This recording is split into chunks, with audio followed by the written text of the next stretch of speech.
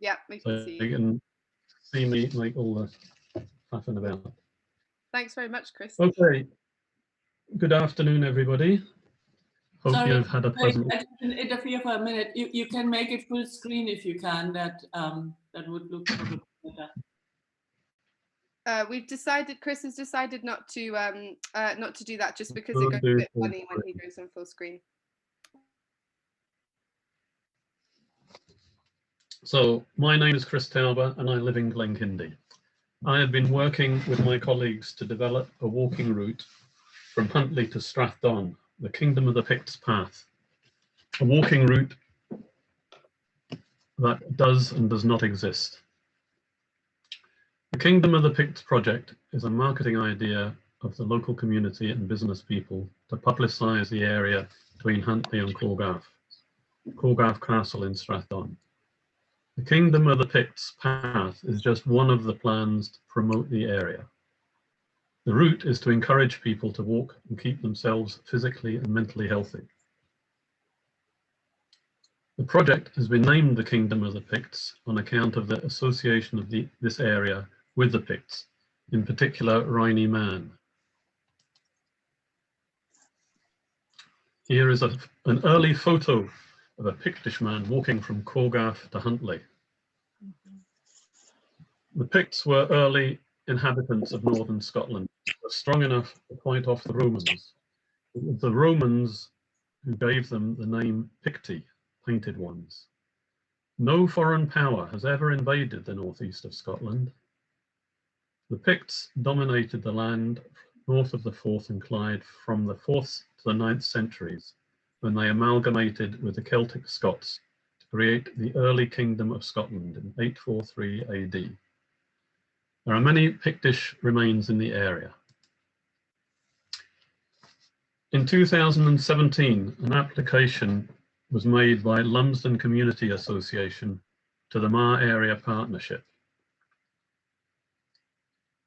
for participatory funding competition. The Kingdom of the Picts was a successful project. These are the Kingdom of the Picts project was successful. A summary description of the project was the project will map existing paths and tracks to establish a route that will connect the communities of Corgarff to Huntly, leading down to the communities along the way. Each community will identify smaller local paths. The communities are Strathdon, including Corgarff, Bellabeg and Glenbucket, Glenkindie and Towie, Lumsden, Rhynie and Gartley, ending in Huntly as a useful transport hub. The project is ongoing, but behind programme, even before COVID-19 made life difficult. All the landowners have been approached with varying responses, and all the schools have been involved in a design exercise for a project logo. Anyone can walk from Huntly to Corgarff at the western end of Strathdon, but there is no long distance trail like the West Highland Way. To walk from Huntly to Corgarff, it is necessary to cross several estates in different ownership. The route is about 36 miles long and goes from southwest from Huntly up the Clashmach Hill between the rivers Bogey and Deveren. The route begins by following the last half of the Deveren Project's 2014 slow marathon from Glenkindie to Huntly, which I think some of you may have been on. It starts by crossing farmland. There are 3 walkers, there are 2 sheep, and eventually you get to 1 hill, the Tapanoth from the Clashindarroch forest. The Tapanoth is a 563 metre high Pictish hill fort. And here's an aerial view of the fort. I wasn't drinking whiskey at the time this was taken. Walkers can take a wee tour to climb the hill. Here are people going up in the snow, and you can reach the top and get magnificent views of the countryside and time to contemplate what life was like 1500 years ago, or anything else for that matter. Here are some modern Picts on top of the tap in the middle of summer. The forest, descending back into the forest, you might be lucky if you see this rare creature, a Scottish wildcat. The Clashindarroch Forest is owned and managed by Forest and Land Scotland, the successor to the Forestry Commission set up in the 1920s to grow wood for the country. Their policy is to look after the national forests and land, to enhance biodiversity, support tourism, and increase access to green spaces that will help improve Scotland's physical and mental health and well-being.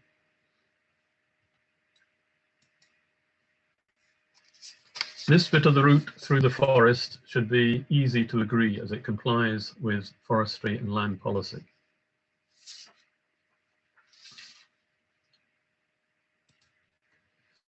When the route leaves the forest, it has 4 large estates to cross: Clover, Corgarff, North Glenbucket and Edenglassy, and finally ends up crossing the smaller Allarg estate in Corgarff.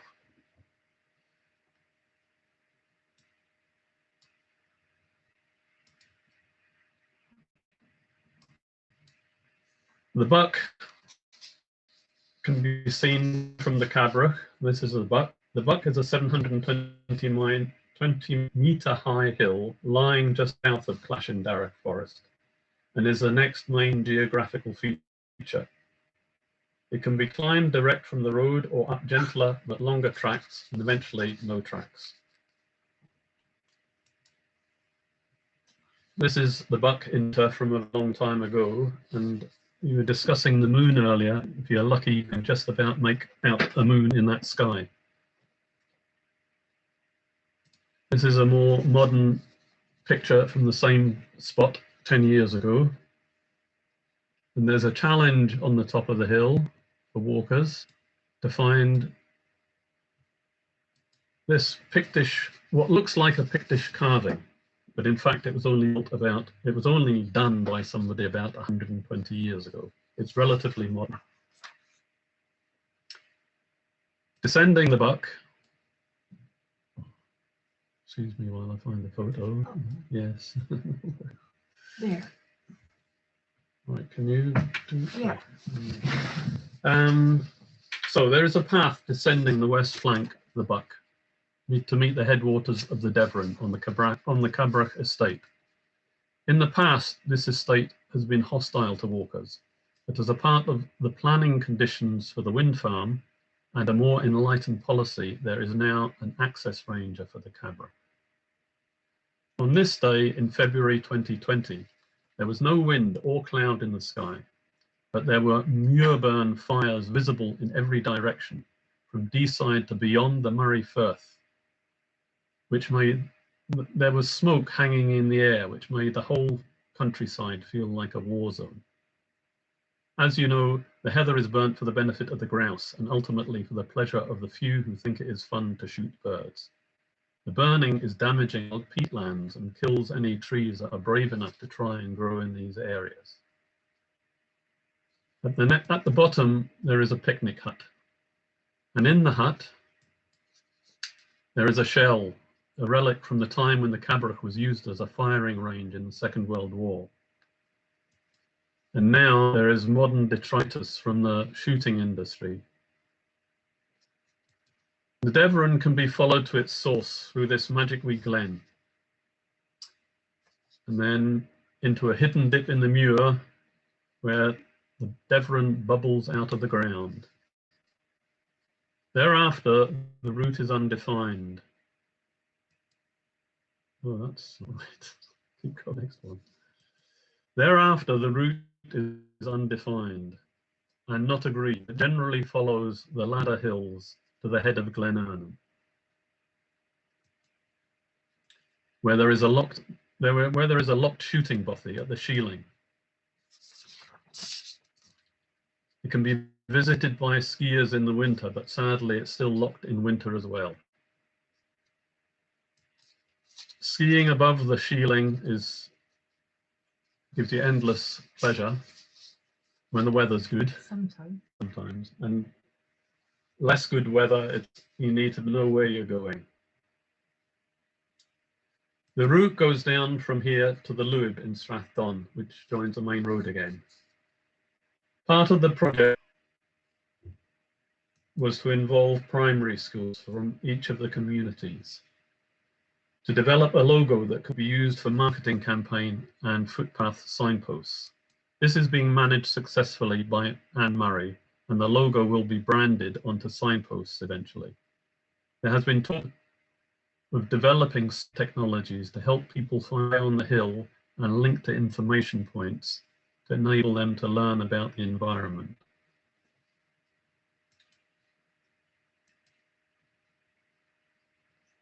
Outdoor Access Trust Scotland. Is doing something funny with just maybe a delay. The Outdoor Access Trust Scotland was approached as an access consultant to contact the estates and obtain consent for our route. The four large estates the route crosses are Clover, Cabrach, North Glenbucket and Edinglassie. Clover is owned by Belgian chocolatiers. Cabrach is owned by Christopher Moran, an English financier. North Glenbucket is owned by George Mountbatten, the Marquis of Milford Haven, who lives in London. And Edinglassie is part of the Knecht Estates, owned by Charles Pearson, who lives in Sussex. None of the owners lives in any of these properties. They are in effect, large second, third, or even fourth homes. Negotiating consent to plan a route over these estates is a long and difficult undertaking. None has refused to talk, but all have raised objections, mainly about the promotion of the route by signage and publicity. This is an ongoing saga and may take quite a while to resolve. Hence the conclusion that at the moment it does not exist. The opportunities for progressing this project are hampered by the current coronavirus. The Outdoor Access Trust failed to negotiate permissions. However, they did obtain consent from Scottish Natural Heritage, or NatureScot, as it is now known, for our promotion of the path over a site of special scientific interest on the eastern flanks of the Buck, commonly known as Triple SI. This is the Towan Reef SSSI, and Outdoor Access have had a good email response from Scottish Natural Heritage, summarised as follows. Most of the route shown on these maps follows existing tracks. Consequently, we are happy for you to promote the route, kind regards, etc. The response we would like to get from all the landowners. A strong motivation for promoting paths is to enable people safe and comfortable access to the countryside. This in turn allows people to learn how the land is owned and managed. There is a growing awareness of the inequality in land ownership and the questionable use of large swathes of Scotland.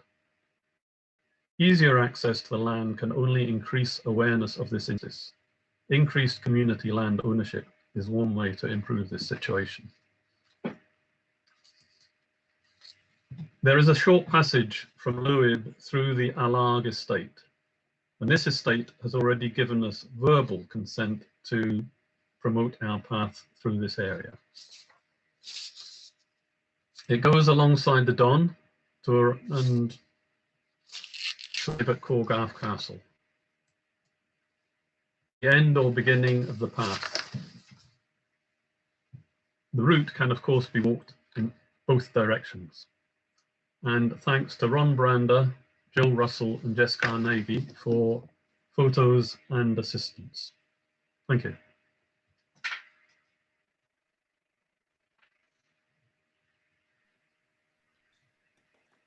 So do you want to have a discussion? Yeah, go for it. Do you want to keep your screen up? So do you want Yeah, you can keep sharing your screen if you like. I can leave that screen up, just, yeah, as is. And Does anybody have any over to questions? you. Hi, Chris, it's Brian. Is the focus in this walk, which sounds very good, is the focus about walking, or is the use of bikes or mountain bikes a view that could be used on this path as well? Oh, Brian? Brian, you were asking if mountain bikes could use the route, weren't you? Whether the route Yeah. was going to be accessible with mountain bikes. But just on the section round the book, for example, where that is existing track, you could mountain bike that at the moment, but where it isn't. Okay. Brian? Yeah. And the answer is most.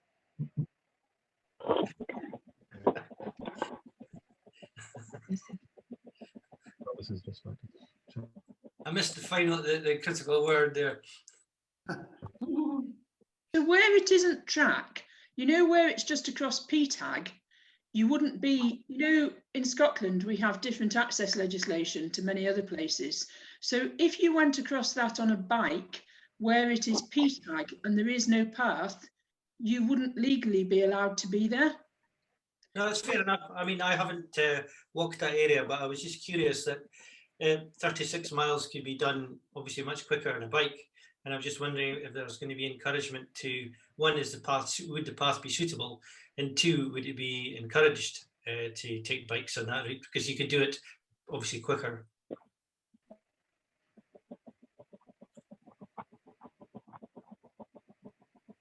I'm just giving Chris a ring to see if he picks up.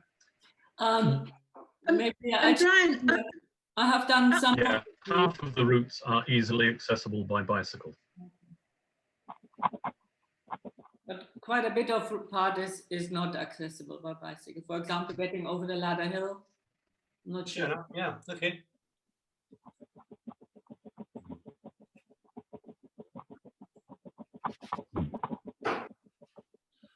Chris, can you hear me? When you actually ask these estates for permission, I mean, it's probably not surprising to me that they're so kind of they're so negative.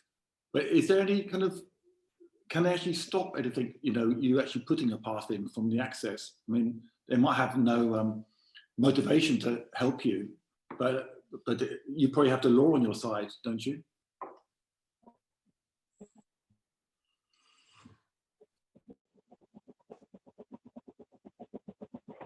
I think Chris isn't working. Maybe Viv knows something about this.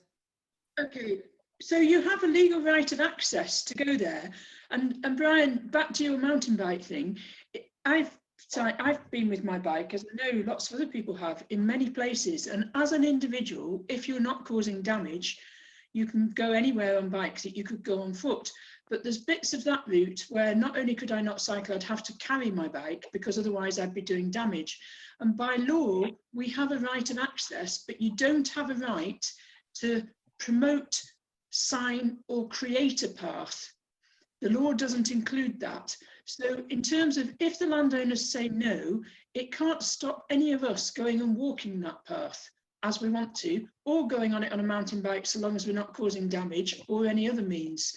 But in terms of if you physically want to do work, and if you want to waymark it, or if you wanted to do something where it's really PT, and if somebody wanted to do anything there to try and improve the access there, then you have to have the landowner's permission to do that. Okay. What about if you don't make physical changes, but you make, for example, a brochure about the route, but you don't make physical changes on the route? Well, I don't know what's going on there. Oh, No answer to that, Viv? what's that? Yeah, sure. I just don't want to tread on Chris's toes, but Yeah, no. if you're not making physical changes, there's nothing legally defined in the law as to whether you can or cannot promote a route. But the downside is, I mean, there's plenty of routes. If you look at Walk Islands, for example, on the Walk Islands website, nobody has requested landowner permission to put any of those routes on there. You could just go and put a route on there and you put the Picts route, you could put it on there, the Kingdom of the Picts route, you could put that now. But the problem is, if you are doing anything to actively promote a route, whether it's a brochure or whether you decide to promote it online, you're not necessarily going to win the confidence of landowners. So if you know you don't want to do anything physically with it, then there's nothing to stop you doing it. And I personally have promoted some routes before that I know the landowners have been opposed to, because there was no way they were going to agree to anything. So in the end, we've just promoted it anyway. But the trouble is, you can burn all your boats by doing that, and it will alienate some people. We're walking the delicate line between those two conditions. We have some 4 estates, many of whom, or several of whom, are not particularly welcoming, and we're trying to gently work our way into getting acknowledgement that people will walk this route. And the argument we use is at least they will then know, when people who are walking on their territory, where they are directed, and hopefully that will convince them to agree to occasional signposts. And that is absolutely the best way to do it. To say, to say to people, well, would you rather? We cannot stop. It never ever lets them off the fact that people can still go wherever they want. But a lot of people can be persuaded. But it must be said that I have never met such negativity from landowners as there. Yeah, fair enough. I know we're up against it. That's part of the job. But it's not universal. There are people who are really positive, and it isn't based on experience either. It isn't based on people who've had a negative experience, therefore they're anti-access. It doesn't seem to tie together. No. Why? We have a couple of states locally who are favourably inclined towards walking, and once getting one, like Gordon Woodlands, are encouraging walking on their territory, and they have done for several years. And we'll use them as an example to the other estates to show them that it has very little negative effect. And hopefully we'll get there eventually. Yeah. But yes, anybody can do the walk whenever they want at the moment, but we don't promote it and we haven't got signs up yet. But that's the longer term ambition. Are there any reasons given to the negativity that you're receiving from the landowners? Yeah, the usual arguments: dogs, litter, etc., and shooting when they're shooting. Obviously, is dangerous for people. So all the stuff that they do, basically, but not them. There's nothing in it for them. There's nothing in it. They're not going to gain by having walkers. So I mean, if there was some incentive for them to do it, that would be great. It's taken me about 2 or 3 years to get round to contacting finding out the right people to speak to in some of these situations. And some of them I haven't even achieved that yet. They hide. Yeah, they're difficult to get hold of.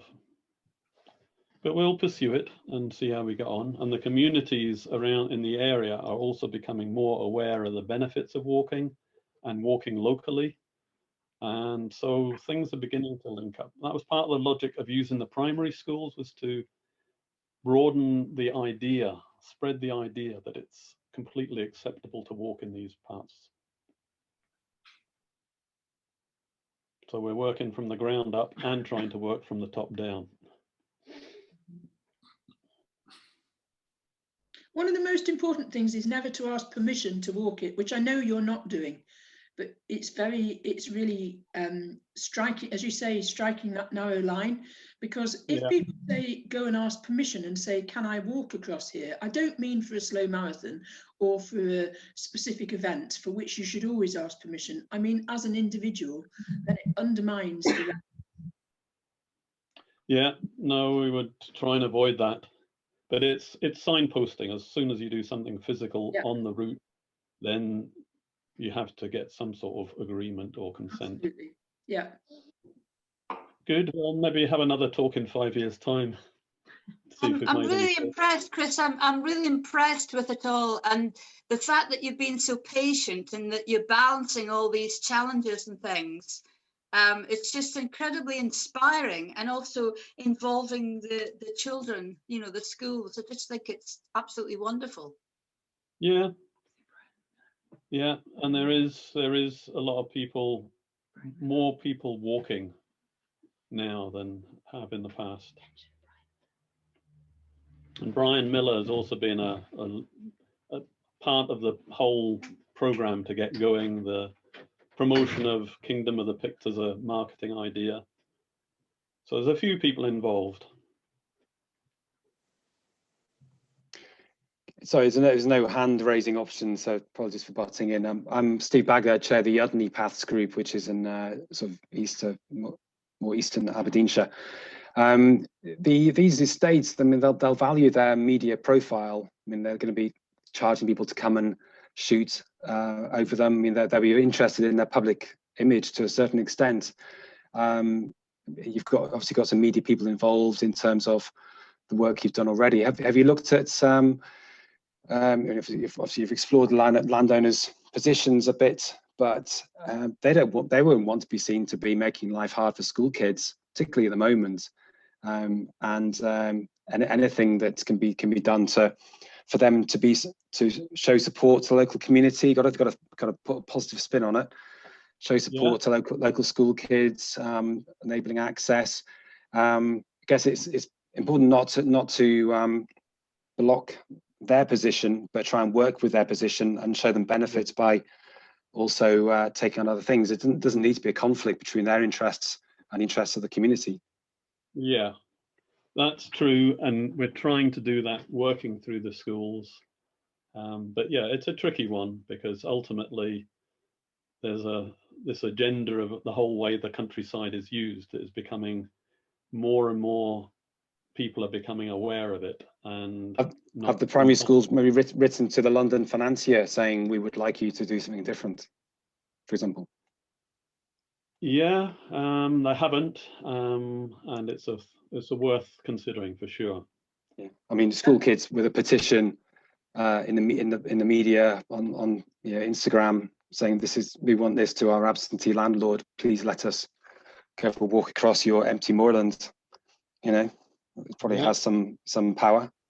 Yeah, you're right, and we'll. I like that add idea. it into the equation.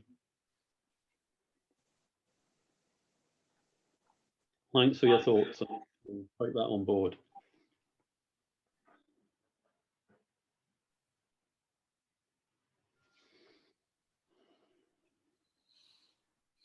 Particularly the chocolate company. I mean, that's a very children chocolate, healthy lifestyle.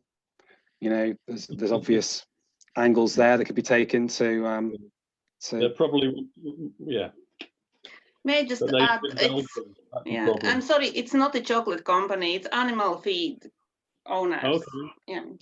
Fair enough. I thought they were chocolatiers. But they have been very, I've never met them. I've no idea who they are, to be honest. But may I just ask another question then? You say shooting is a problem, but shooting is seasonal. So most of the times walking is spring, summer, when there is no grouse shooting, or winter even, it's finished. That's true, but they do have sheep on the hill with lambs, and there's all they have their arguments, and we have to try and counter them. But yeah, shooting's only, well, it's quite a large chunk of the year. And half their other activities are related to that for the other parts of the year. So they don't encourage walkers at the moment, and I don't suppose they ever will. But we can work with that to try and encourage people to walk out from the communities. Already here there is more interest because the roads are so dangerous and difficult to walk on that local people who want to go for exercise are talking about crossing fields and finding routes through the countryside. So that's the low-level version of the Kingdom of the Picts high-level walk. The other things aren't. Sorry.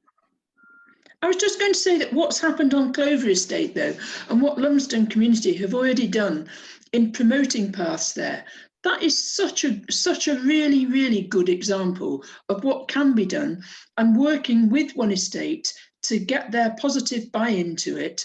I know that's taken a lot of work and a lot of patience, but it is a really, really good example to hopefully lead by example with some of the other estates. Yes. As a matter of interest, I met Alec Cow at your meeting in Lumsden. Yeah. And arranged to meet with him to see what we could talk through on the 23rd of March 2020, when lockdown was announced. So that is a stop that has come on that's got nothing to do with local politics. It's just slowed us right down, stopped us in our tracks. Meet online. Yeah, but I'd like to meet with him face to face and talk through his perception of walkers on his estate. Well, our paths group as well. I know it won't necessarily work now, but I was surprised how many people, I mean, we're in main lockdown now, but I was surprised in last summer when lockdown lifted a bit, I was surprised how willing people were to meet and were quite happy to talk, obviously socially distanced, but it was also, dare I say, a very good time to meet with private landowners, because everybody, all the absentee landowners had fled back to the Highlands. And so they were all in their second homes. So actually it was a very good time to see people. Yeah, unfortunately, I didn't even try knocking on their doors, to be honest. Yeah. It's we need to work through the gamekeepers and the factors and then get round to that. But yeah. Yeah, it's and did you have any success stories there with talking to those people? Who, me? Yeah. With some people were really, really positive, and not necessarily people you would expect, you know, and other people might say, I don't think this person is going to agree. And then I talked to them and they were really positive and had no issue whatsoever. And as I say, you can't necessarily predict who it's going to be. It isn't necessarily logical. And it's key, you need to know, which I'm sure you do already, Chris, anybody who's talking to landowners needs to make sure that they know what the law is, because otherwise you can have, it's too easy to get, have rings run around you. But apart from that, it is, there are a lot of positive examples and people who are quite happy for things to go ahead. And I'm pretty sure, Chris, am I right in thinking that what you're doing already is concentrating on what you can do, which I think is the best way forward. Concentrate on what you can do and promote the routes or whatever in those bits where you can do, and then try and join the links up. And because Corgarff has said, Steve has said, hasn't he, at the Dornell Access Ranger, because they hope that they've got some inroad into Corgarff, and given you've got FLS as well, and Clover have been, you know, positive in terms of access generally. So, and you've said there, you've got down at the southern end at Corgarff, they've said verbally. So that gives you a really, really good line on quite a lot of the route. Yeah, we're getting there. And nearby there's Gordon Woodlands, who've been encouraging paths and access for the last 20 years. There is now Canda Craig, we've created that. We have a local footpath group as well in Strathdon, who have promoted a path or created a path from Bellabeg to the Kahoni Hotel through Canda Craig Estate, and agreed with them and to fence off part of their field for that route. So that's a positive connection with an estate and their factors and their owners ultimately to achieve that end. And it's a path that goes over parallel to a very busy road, which people used to walk on. Now a lot of people are using our path, which is great. We have another one going through a farm territory where the farmer's completely on board. It's just really difficult to do anything at the moment. But yeah, we're doing bits and pieces as we go along. And the process of making those paths, is it a case of sort of physically making the paths with your footsteps, or putting in way markers, or getting things up online? It's a combination of all these things depending on the location and the purpose and who the landowner is. We have had machinery on working through hillsides to create paths which were territory that was completely impassable prior to a digger going through and clearing a line that could be walked. Now they're nice grass paths. It's really But nice. another one was just, as I say, fencing off 3 meters off the edge of a field, and there's lots of people walking up and down there now, and it makes negligible impact on the farmer's territory.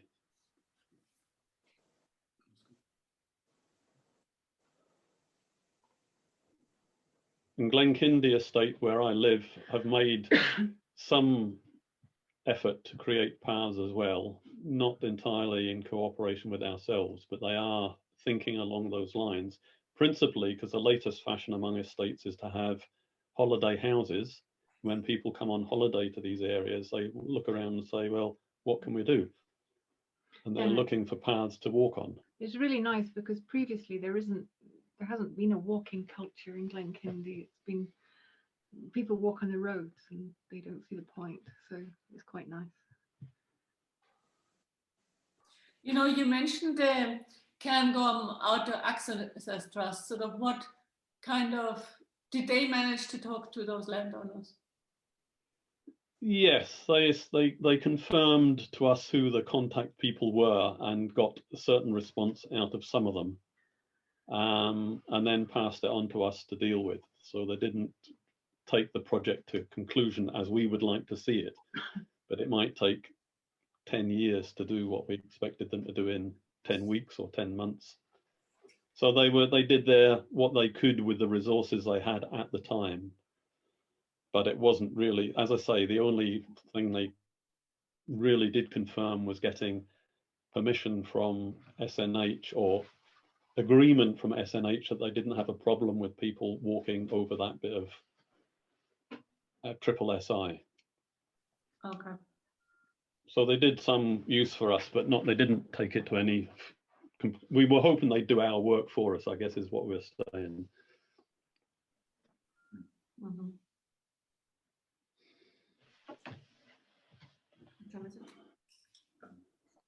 Got a couple of minutes left, so time for one more question if anyone has any. It was great, thank you. I found that very interesting. You know, certainly. Food for thought, hopefully. Is there anywhere online we might be able to find information about that route if we want to come back to it later? There's nothing published, but I could prepare something in discussion with my colleagues, what we're prepared to release at the moment.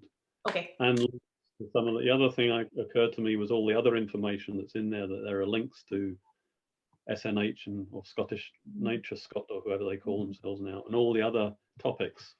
So yes, I'll do some sort of crib sheet or something. That'd be great. Thanks. Useful. Yeah. When do you Chris, think the path will be finished? Sorry? When do you think the path will be finished? How long's a piece of string? Really? You think it'd be finished in your lifetime? Well, Yes. that'd be an ambition to achieve, yeah. So it depends what you mean by a path. I've done it, I've walked it all already. I've done it, but trying to get agreement and everything else is another tale. Okay. But when you manage to write this up, would it be possible for you to send us all a copy?